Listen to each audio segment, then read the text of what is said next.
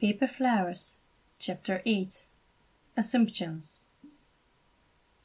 Hello all you fanders out there! The voiceover of Dark Starlight sounds through the speaker as the screen shows the title card of their series Fanders Illustrated. The concept is simple enough. They talk about things from Thomas's content or the fan community they liked while showing speed draws based on it. It's really fun to see. So, a while ago I made this drawing based on the names we picked for the princess Nemesis. The image changes to a drawing of two versions of the character standing back to back, the dark mischievous Marcus against a dark red background and the awkward blushy Kevin against a lighter blue, the colors mixing to purple in the center. And the comments have been wild. A blank canvas is shown as they start sketching. There were several theories about how these two boys could be one and the same. The theory I want to draw today is a cute one. So Cat Princess suggested Marcus is an act Kevin puts up to help the prince. Kevin, according to her, is a staff member of the palace, and when the prince got old enough to start looking for a princess, he needed an excuse, since he's gay or just not really interested in romance. He never really was invested in any princesses in the vines after all. He's had the most chemistry with males. Prince is gay confirmed. You chuckle and shake your head. This fandom is wild. You just hope the characters can make a transition to YouTube. It seems like Vime's time is really coming to an end. Anyway, so whether the prince knows it or not, Cat Princess didn't say. But Kevin ends up disguising himself as a villain so Prince can say he's busy defending the realm and that he can't pursue a princess until the villain is defeated. I really like the idea of Prince and Kevin having little inside jokes and grinning at each other secretly while Kevin tends to the family during dinner as they hear the king and queen complain about the villain. So, what do you think? And just like that, the drawing is done. It's Prince and a formally dressed Kevin glancing at each other with subtle smirks, while behind them their silhouettes are crossing swords. You like and share the video before checking in on Tumblr. You still have some time to kill before dinner. I don't see why we even bother still making vines every day. We're finished. It's over, Virgil muttered as he paced the floor of the common area. He really hated being the bearer of bad news, but no one was coming to terms with this simple fact. We have sworn to entertain the fanders, and it is not over until the fat lady sings, Roman explained calmly from his spot draped over the couch, pretending to be more interested in his notes for the ultimate storytime tour. The announcement had taken the internet by storm, and even Virgil was excited, though he never showed that to the others. He couldn't leave his room for 5 days because he couldn't stop sparkling, as Roman had come to call it his excited look. Just in his head, though. He was fairly sure Virgil wouldn't appreciate it. What are we going to do after? Virgil insisted. We could look for a real job, Logan suggested, though he wasn't very hopeful. Virgil was nodding to himself. That was an option, he supposed. We could make more scripted YouTube videos. People have been commenting they wish they could see more of our characters than 6-second skits, Patton suggested. Brilliant idea, Padre! Roman exclaimed as he sat up and started scribbling. We could make a series about the dad and teacher. Liam, Fiona and Gavin might like participating. Oh, and we could make marvelous stories about the prince. Idea! He jumped up and made a gesture towards all of them. We could make a series about us, he declared proudly. The fans want to know more about Thomas. What better way to talk about that than by showing them who we are? Patton was clapping excitedly, while Logan and Virgil seemed apprehensive.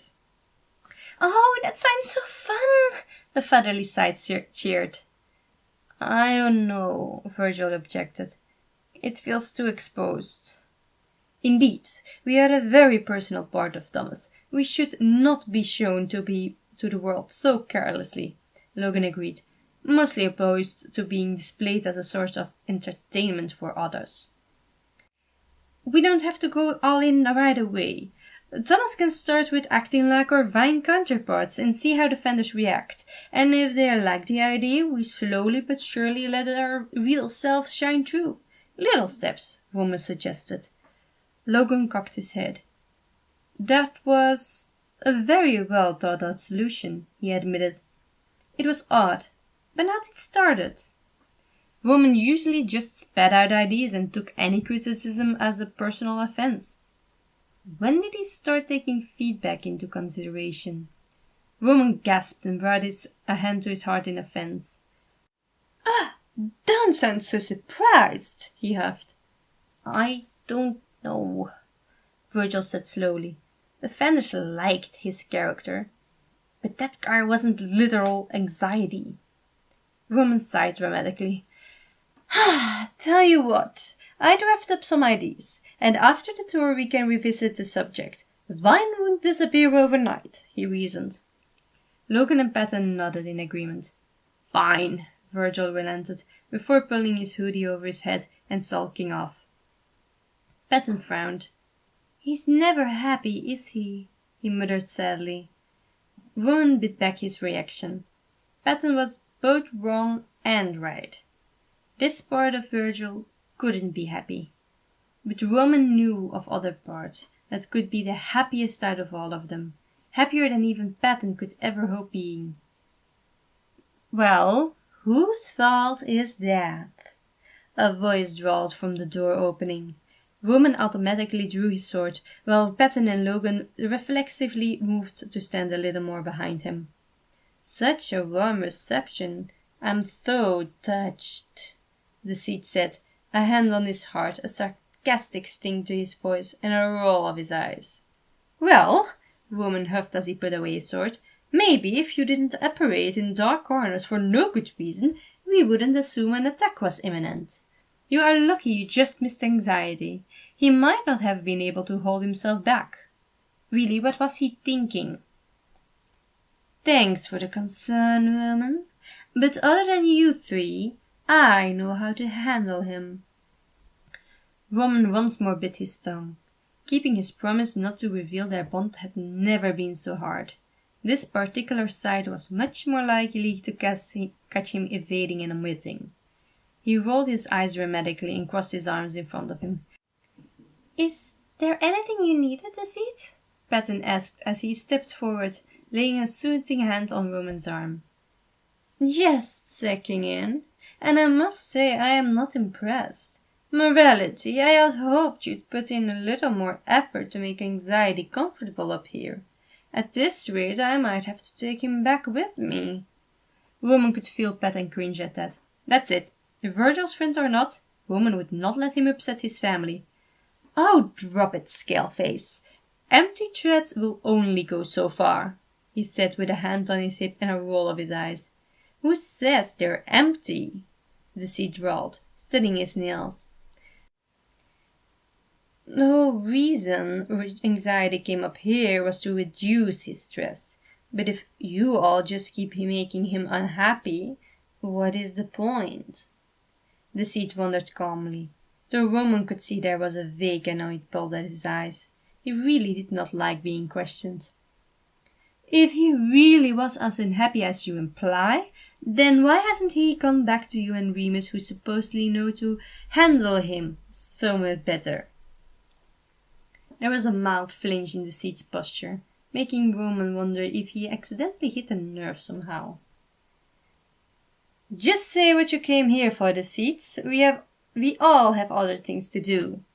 Because the Seed was really straightforward. Virgil hadn't told him much about living down there, but that much he learned. The Seed just huffed and left. Charming as always, Roman huffed as he combed his fingers through his hair. He let out a sigh and dropped his hand before looking down at Patton. Are you all right, Padre? He wondered. Yes, actually. Thank you, Roman.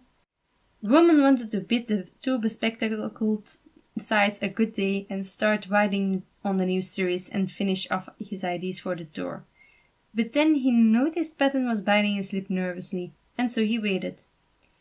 Do you really think he's not going to take anxiety back, is he? The woman smiled warmly down at Patton before turning to Logan. Logan, could Thomas forget about anxiety at this point? He asked. Logan cocked his head confused.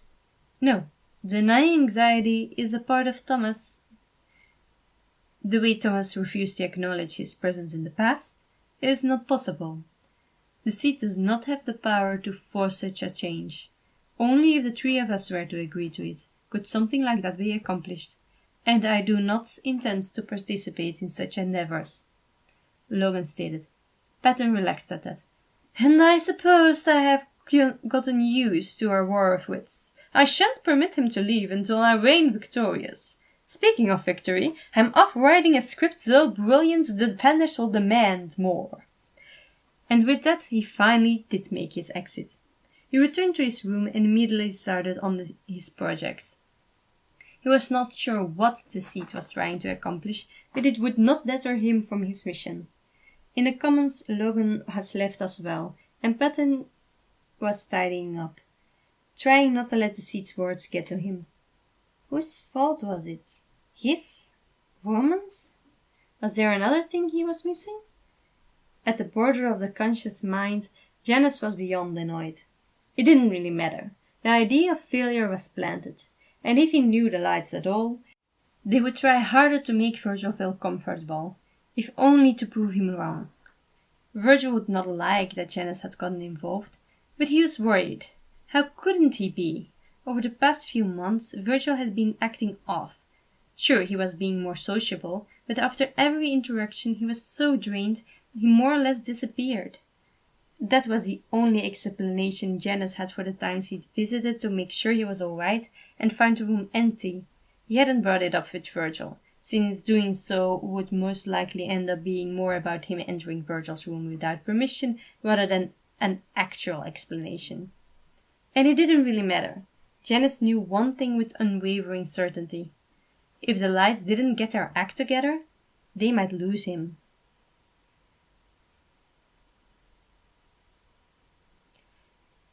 Prince and the Dark Lord are battling in the castle when suddenly, Honey, I know you said not to drop in unannounced, but the sweet southern lady pauses, hand to her heart as she sees the scene before her. Mom, I'm busy, the Dark Lord groans. Prince huffs hurt. We've been nemesis for years. Why was I not introduced before? He's just shy like that, hon. Spedder bubbling as the camera zooms in on the Dark Lord, groaning as he dies of embarrassment. As you scroll the Nightmare Prince tag on Tumblr, you come across a video post. It looks like the ending of the latest fine. Marcus's face basically begging the ground to swallow him now. The title says, Slow this down, you gotta check it out. You have never clicked on a video so fast. Has my boy been good to you? Oh yes, you raised him well. He's so considerate. Well, that's nice. Seeing someone special, huh? Between royal duties and engaging in mortal combat with your son, there is simply not time. And that's what my darkling always says, but you gotta make time for love, hun. A perfect girl or guy might be right in front of you. That was gold. You like and share as soon as you get a hold of yourself. Marcus's mom ships it, you comment.